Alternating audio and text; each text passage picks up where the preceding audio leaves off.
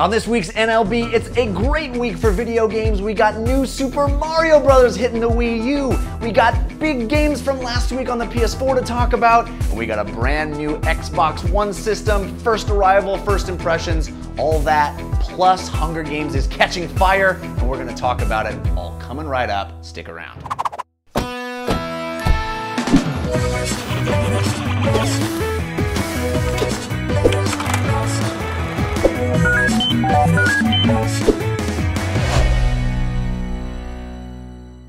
Welcome to Newest, Latest, Best. I'm your host, Jeff Cannata. What a great week. I've been playing with my PS4. I got the Xbox One coming up. Oh my gosh, how much fun is the Twitch live streaming integration? If you want to watch me Twitch, twerk, I'm doing only one of those things in this episode. My Twitch handle is Cannata Jeff, so that's twitchtv.com/Cannata Jeff. If you want to follow me, I'll be streaming some PS4 stuff this week. All right, enough of that. Time for the latest. Newest. Damn it.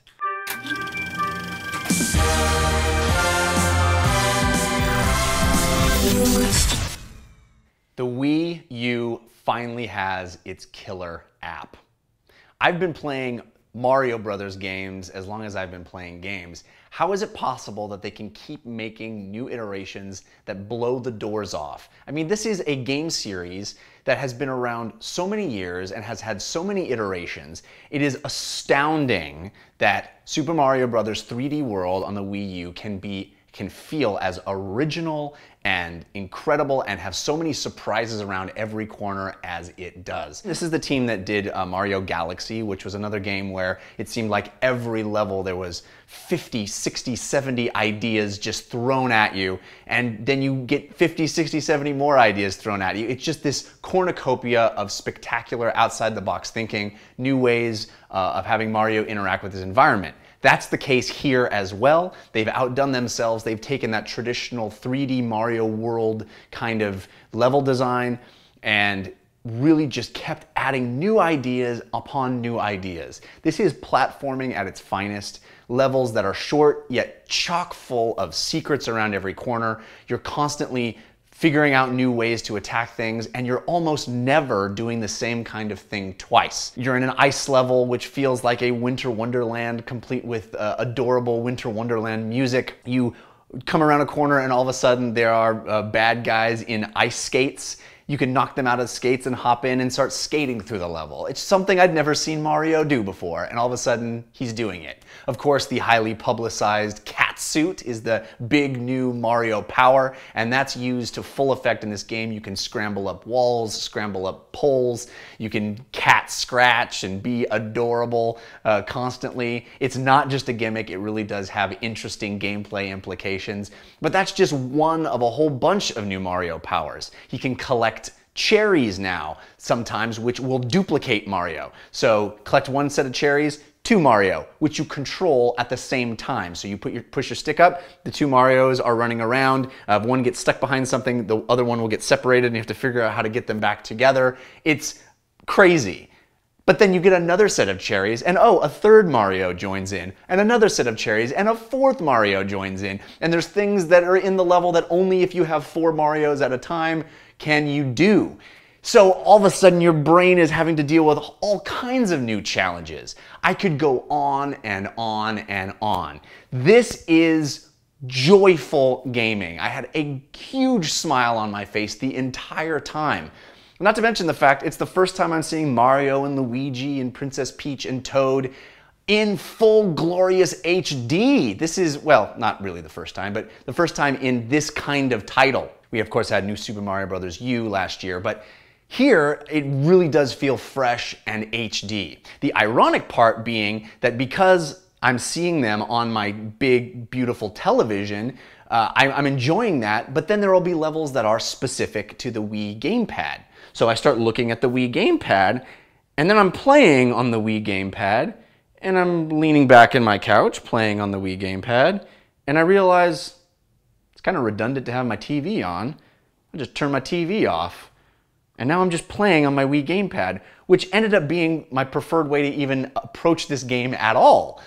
All of a sudden, I'm not even turning my TV on. I'm just starting the game on the Wii gamepad and playing it like that. I don't know if that's better or worse. It's certainly proof of concept that the Wii gamepad is a perfectly applicable way to play these games, and it certainly looked cool. And the levels that are designed for that are really inventive and interesting. You're doing things like blowing on the controller itself to twirl fans and rotating it and moving the world that way. So it's got a lot of really interesting, unique, almost DS-like applications. But I kind of feel bad that I'm just playing here instead of on the big, glorious HD TV that I've been wanting Mario to be on this whole time. Bottom line, I cannot recommend this game higher. I really hope with the next-gen titles and systems getting all the headlines right now, you don't overlook this game. It should be a system seller, and it's a game that I guarantee you and your friends sitting around your big TV, or even on your little handheld, will be having a great time with. Speaking of great times, there's a big new movie out, and there's also a couple of big consoles out, so let's get right to the latest.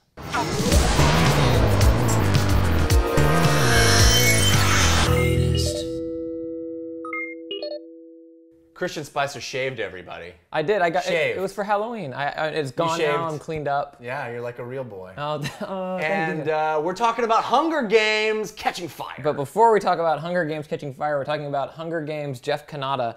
I don't know if you I don't know if you remember the Halloween episodes where we tried some of the nastiest candy ever in existence. I ate all of it. And I came Jeff's, and there are literally only 2 pieces. I ate it all. Of the worst candy. I'm not proud of myself.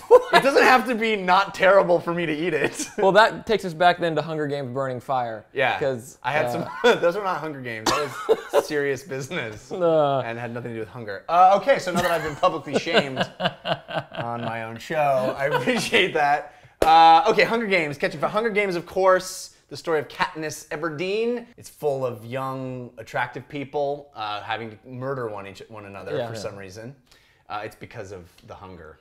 Anyway, you saw the first one. Yep. Did you like the first one? I really did. You really did? Did you read the books? No, I have not read the books. I watched the first one on Netflix. I was doing shows in New York, and I was like, oh, what is... And I watched it. Well, the first one was pretty good, too. I was really impressed. Yeah. I thought it was well acted and well paced, and this one, the new one. Catching Fire! This one is just... Hunger Games! There's a lot of this in it. There's a lot of this. Swiping? I wish I could. I wish I could just fast forward. This is a long movie. 2.5 hours? I think it's 2 something. It's long. And it feels every bit of that. Yeah. Have you read the books? I read the first book and had to struggle to finish it. Just did not care for it at all, and didn't read any of the ones past that. My problems with the book were numerous, but primarily it was all the fun stuff happens off screen. Like all these people are dying, and we just hear moons in the distance. It's like I want to see that stuff. But I thought the movie actually was much better than the book in the rare case where that happens. But you didn't like this sequel. I mean, I still think it's well acted. I think it's beautiful. I don't know exactly what its budget is, but I know bigger budget movies have been made with special effects that look worse. The world in the dome, it looks great. They're in like a jungle environment this time. It looks beautiful. The districts look gritty and real and oppressive, and that's great. Everyone, I think, does a stellar job playing the role, except for Lenny Kravitz, who I still feel is... You're not going to go his way? I'm not. He feels flat, and that's not how I picture that character. He's just very he's like a piece of wood. But the pacing is just so off on this movie to me, and it felt largely unnecessary. And then when things started getting fun, then that's finally when the credits roll. Well, that I agree is true. This is a movie called The Hunger Games, where the Hunger Games are the arena where the kids go to kill each other, right? In the first movie, it really makes a whole lot of sense. Like, oh, Katniss has to go to the Hunger Games. She didn't want to. She had to volunteer. It all makes sense. We all work up to it. She's in there. She's got to survive. No one thinks she can, but she does. She outwits them. It has a perfect arc of you get it. You get it. Right. Here, it's... We got to get back to the Hunger Games because that was cool. Well, it's like, okay, first of all, I don't get the plan. What was the plan of the evil overlord dudes? Where it's like, that girl, she made a fool of us in the Hunger Games. I know what we'll do. We'll put her back in the Hunger Games. Very strange, but even so, even if that were the case, and we know where we're going back to the Hunger Games. Yep. It's in the title. Yep. It takes us an hour and a half to get to the Hunger Games. Yeah. And the hour and a half is not spent wisely. Well, you've seen a lot of it before. I think it's some of the problem. It's the same beats. Right. But we're on this promo tour.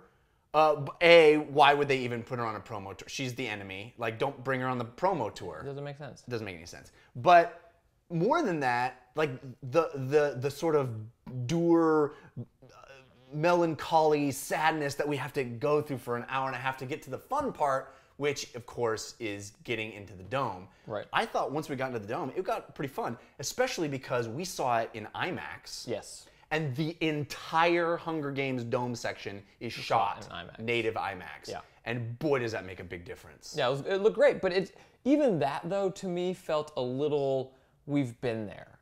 Because we literally have been there. And having not read the books, but I know as a viewer that these stars aren't dying in this movie. Right. And in the first one, having not read the books, I don't know who lives or dies. I know that, Jennifer Lawrence lives, but that's all. That's all I know, because I know she's in the cover of the other books. But this one, it's kind of like the people that die. First of all, when the cannons go off, and you see the not pledges, what are they called? Whatever, the other people from the other districts that go up, and then you see their picture. I'm pretty sure that's the only time you see a couple of those people in the entire movie. It's like, wait, they're dead.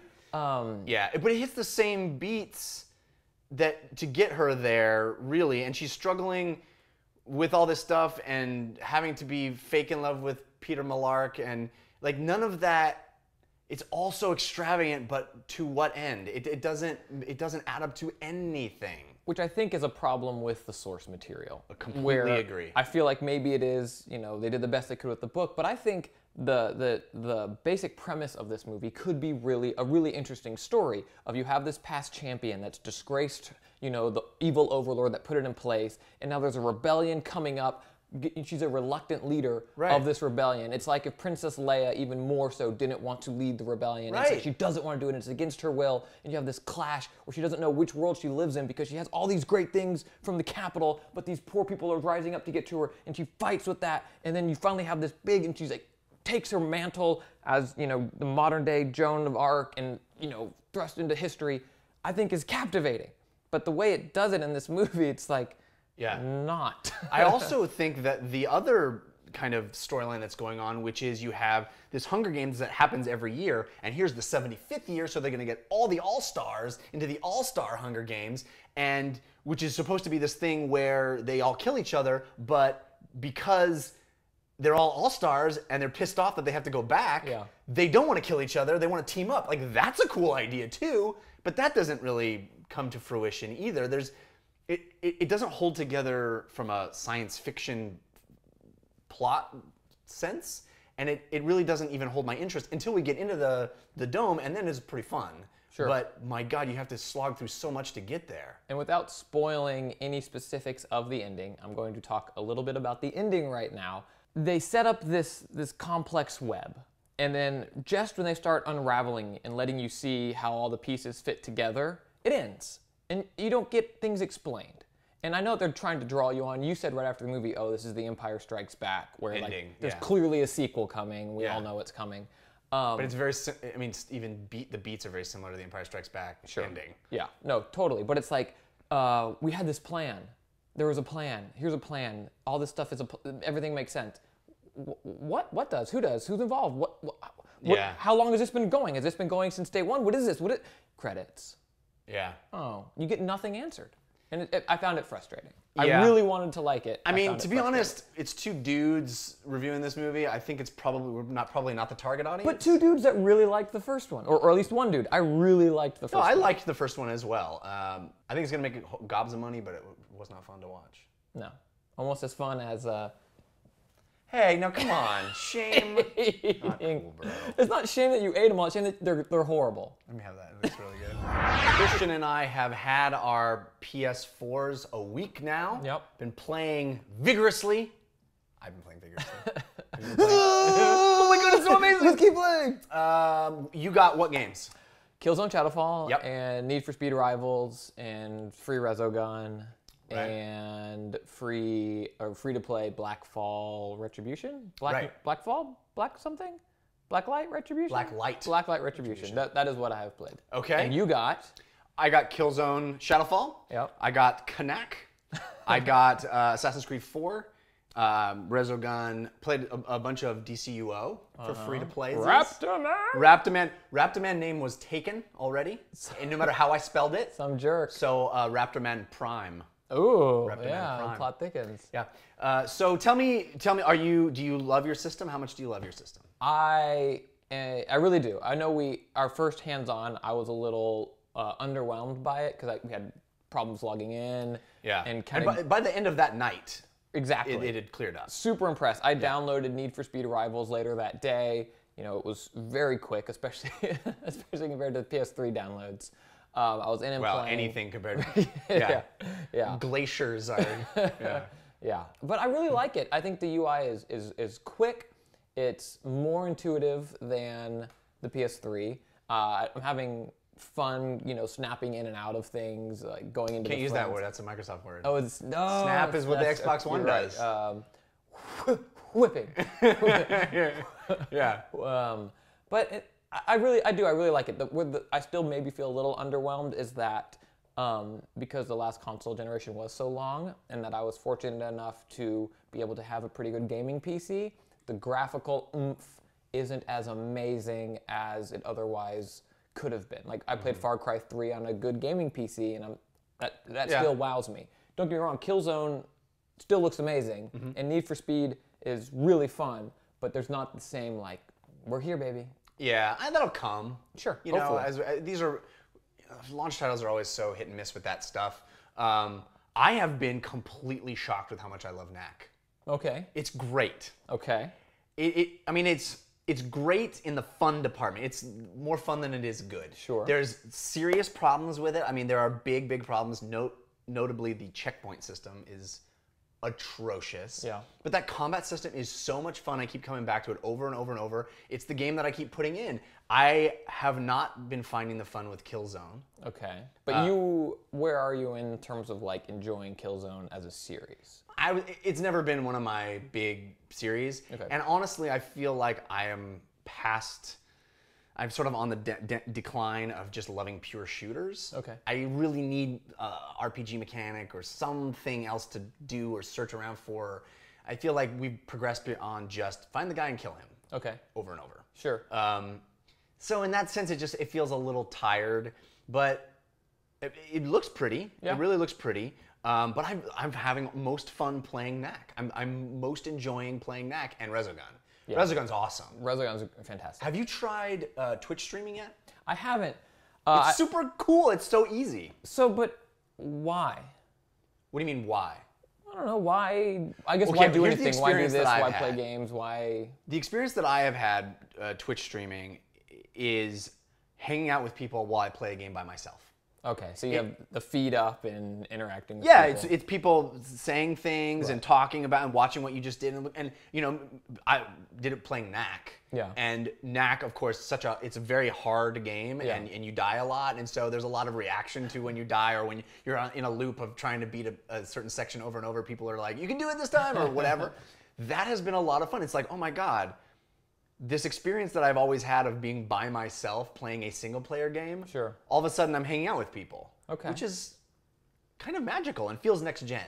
Okay, I guess I've been afraid to do it because it's like, I really like games, but I'm not that good. You know, I've played games all my life, but I'm like, I don't need to just broadcast me just dying 100 times in Killzone. It's like, well, I don't know. I should just be playing this by myself, or, you know, I'm meant to just have I think you should try it because... I mean, maybe you'll have a different experience than I did, but it wasn't a ton of people hanging out. It was just like a few people, but because there was interaction happening, all of a sudden it was fun. And I don't know. I think that's a great feature. It's sad that the Xbox One doesn't have that out of the box to be able to easily stream. I think it's a huge deal. I didn't realize how huge it was. But so how often when you're playing are you streaming? Well, I mean, I've done it only once so far. Okay. But because of how positive that experience was, I'm going to do it a lot more. Okay. And I'm really digging the system as a whole. I find the speed with which you can move from thing to thing and check on stuff and pop out to the menu and pop back in. You mean swipe? Yeah. Right. What? Yes. The PS4, the speech impediment system interfaces.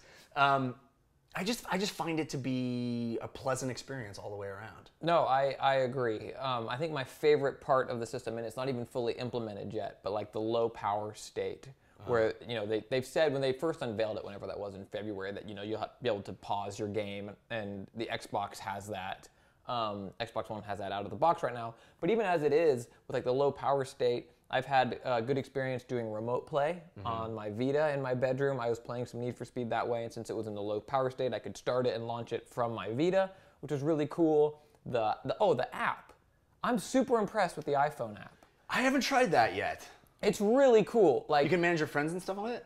So you can, respond to friends, real name requests, which I love. Me too. That's super awesome. I love real name requests. There are some kinks in it in that, like, when you dive into a game, you don't see real name. Like Garnet Lee and I were playing some Need for Speed, and like I'm interacting with him as Garnet Lee, and then we dive in, and it just shows his name, which I guess kind of makes sense because if you're streaming, maybe he doesn't want his name broadcast to everybody or whatever.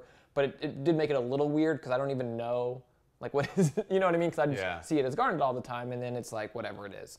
But it's really cool. And so from the app, you can, download games. It's great. It's really cool. And it's little things like that feel like next gen-y that they're working, that I've been really impressed with. Yeah. It's been awesome so far.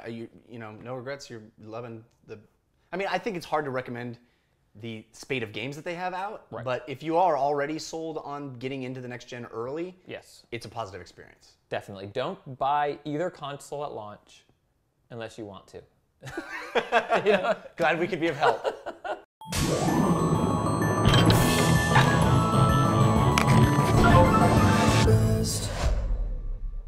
It's part 2 of our 2-week, 2-console first impressions video starring the most adorable co-host in the world, Christian Spicer. Oh, no. I thought for sure it was going to be my child. It's little Estelle, back by popular demand. It's, overwhelming. I mean, really, she's the star of Newest, Latest, Best. I mean, there's also this thing. So we got us an Xbox One, or as I like to call it, Xbox Ton. That's the episode. Thanks. Because it's heavy. Because it's heavy. Let's dig into this thing. First thing you see right at the top there, the Connect sensor. Look at that. What do you think? What do you think, little Estelle? Shiny. It's watching you always. We should put that in her crib. It is. It's a baby monitor. That's how I justified Xbox One. Hey, honey, look. I got a baby monitor. Video game system. New headset. You want to check out the new headset? What do you think? Take that, Sony. Yeah, that's... It looks small. Does it open? Day 1 edition? Day 1 edition, right there. Do you remember when things didn't have power bricks? Do you remember that? Remember it was just a cord that plugged into the wall instead of something you have to hide behind things for some reason? You mean the same time when the thing you plugged into the wall was like this cable that you screwed in like this into the little cable port and you had to switch it to channel 3? Is that what you're nostalgic for? Yeah. And your remote was wired to your television so you can only sit so far away? Ooh, the power brick is so sexy. It's cool though. It looks like the console, right? It does half look like shiny, half. Yeah. They put a little bit of effort into it. But isn't it funny how both consoles have the half shiny, half matte thing going on? Yeah, they're like, we really like shiny. It's like they went to the same design firm. Ooh, it's a big box. What do you think, Estelle? Yeah, that could fall and crush you. That's a danger. It's dangerous. Do not move console without first removing disk inside. That's usual. Do not taunt Xbox One. All right, let's put it in place here. Here we go. The controller. Oh. Hi. Oh, hi, Xbox. Sup, play? Where do you live? We want to know everything about you. Just kidding, we already know. You're wearing a blue shirt. Whose baby is that? Yeah. We think it's great that there can be gay dads with a child. No, don't get the wrong idea, Knack. I mean, we're okay with that. No, it's cool, it's fine, but you just stop judging us with all your watching. All right, so it's updating very fast. I'm really happy about that. I have fast internet here, which is good, but it's nice to see that the servers aren't clogged here on day one. The cutest. You know what? We could have just bought pillows and we would have had just as much fun. Tons of fun. Right now it's uploading all the data of my house into the servers. Oh, nice place. Yeah. Oh, look at that. He's got an Xbox Your One in the socioeconomic status has been determined. Setting up Knack. Does Knack see you? Oh, it does! Estelle, who's that? Look at that. It wants to find out who we are. It knows that you're a guest. Who's this? It does not detect. It doesn't detect babies. So that we is see where crazy. Look at how stands good a on view that is, though. I mean, for like the Skype app and stuff, it's going to be great. What's happening? Is there a game in there? I don't think so. You got a new system. It's got games.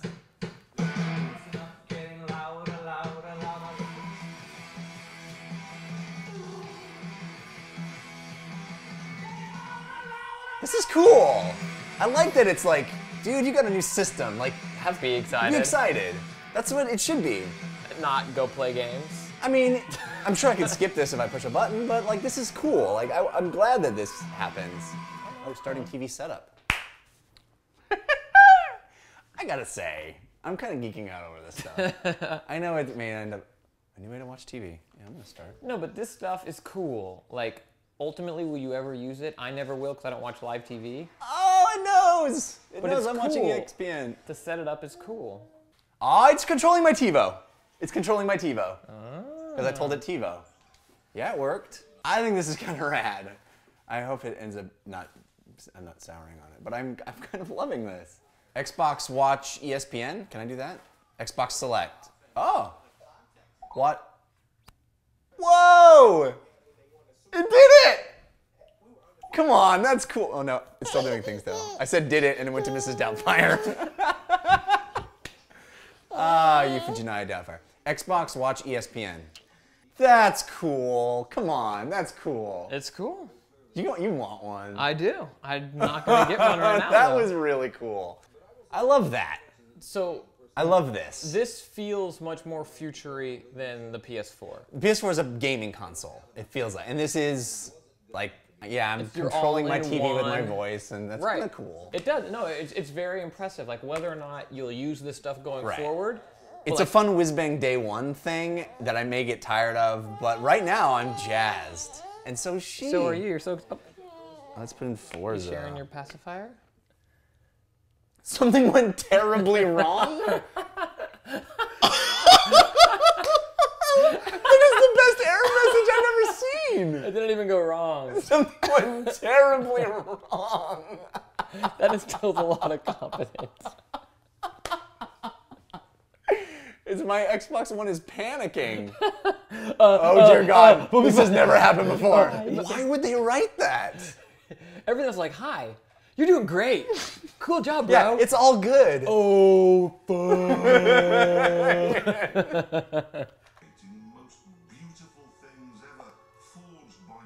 He's got a great voice, dude.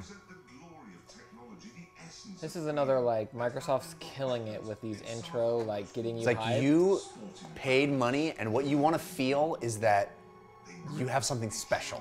Yeah. And they... This is giving me, like, a tech chubby. Oh, totally. And I love my PS4, but it never did. I love my PS4 too. I'm turning it having a on. blast with it. Yeah. But this is like, yeah, I'm here on day one. I did it. I'm in. Son of I a... don't know what I'm doing. I don't know what I'm doing, guys. I like the way it starts you in cock. Like, it's like, no, Yeah. no, no. This This is how you do a play. racing game. I'm just ramming dudes. And Jess Drivatar is immediately becoming a dick. Oh, I feel the trigger rumbles. I'm not breathing. Dude, are you not seeing this? I'm seeing it. I feel like you're not seeing it. If I just buy one and open it up and have it set up when Amanda comes home She from won't even work, notice. She won't even notice, right? Right. Like, The most adorable first day, first impressions you will ever find on the web. Yeah. so as she's running out of time here, What do you think overall? It's very impressive. Feels next gen. Like all the stupid, stupid TV stuff and voice control and everything.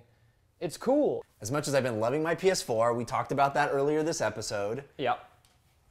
I have to say, I think for day one experience, this wins. If you're asking which one wins, this is just, it just feels exciting and like shiny and special. The hype video, like Apple is good with that, like the Apple TV had things like that are cool and they get you into it. And this, it was really great. It remains to be seen which one I'll end up playing more, but I'm certainly excited about Xbox One. I think Ellie is excited about mirrors. Well, that does it. So, any final thoughts? She's done. She's done. She's done. All right, so are we. It's time to send you off into next week with some best bets. I have two awesome ladies here to help you out this week. It's coming up on Thanksgiving, so I found a fantastic cooking and lifestyle blog called Delectable You. Lauren Lobley is here from that to tell you about a cookbook that she recommends to get you all excited about eating for Thanksgiving. And the ever-effervescent Hailey Bright is here also to talk about something I've never heard of. This is quite amazing. Check them out. Hey guys, it's Lauren with DelectableYou.com, where you can find recipes for life and for food. I have quite an extensive collection of cookbooks, and by far my favorite cookbook on the shelf is this book, Plenty. It's by Yotam Ottolenghi. He's a chef out of London, I believe. He's got 4 restaurants there, and somebody gave me this cookbook a year ago, and it's the best. I dog-eared so many of the recipes, as you can plainly see. They're so fantastic, they're really easy to make, and they're really luxurious too. So if you like to cook, you're gonna wanna get this book. If you don't like to cook, but you like to eat, which come on, everybody likes to eat, buy this book for somebody else and then have them make the food for you, and then you get to try it, and it's fantastic. You'll be happy you did. This is my best bet. Hey Jeff, and hey everybody out there. My hidden gem is the Australian video stamp. It is so cool. So they just came out with it over the past week, and if you live in Australia or you're gonna be in Australia, you have to send a package with this video stamp. The coolest part about it is that it's absolutely free, which is great. And so if you're mailing something, it's Australian Express mail. You can do it nationally or internationally, which is great if you live in the US or you're mailing it to someone in the US. And so you download the app and then you put the stamp on like regular, mail something, and then from the app you could, this is the app, from the app you can actually record a video. I think it can only be about 15 seconds long. And then it uploads, and then when the person receives the package, all they do, like if this is my package and I receive it, I'm like, ding ding, and then it's like, oh, Jeff sent you a video. That is so cool, and the video pops up right there just from scanning the stamp. And then if the person you're sending it to doesn't have a smartphone, they can just go online and enter this 8-digit code, and then they can still receive the video. But it's really neat, and you can actually share the videos online with other people via social media. So be careful what you send, because that could be a little bit scary. But it should be really neat overall, and that is my hidden gem. And if you guys do it, please send us a response video, because that is so neat. Okay. See you guys later. Bye. That does it for this week's newest, latest, best. Next week, we will not have a new episode. We will be spending time with our families for Thanksgiving here at Newest, Latest, Best. But stay tuned. December, we'll have new episodes, lots of fun stuff to talk about. I want to thank Christian and his adorable daughter, Estelle, for coming and welcoming the Xbox One in with us. Thank you to Lauren Lobley and Hailey Bright. I also want to mention, I'm very embarrassed to say we miscredited Kurt Hudson last week. We called him Chris Hudson in the lower third. Apologies to Kurt. He was awesome, and he's great over at Game Rant. You should check out his stuff too. Thank you for watching. Enjoy the holiday, and we'll see you very soon. Until then, do your best. Something went terribly wrong. Let's go back. That is hilarious. Look out your window. The end times are upon us.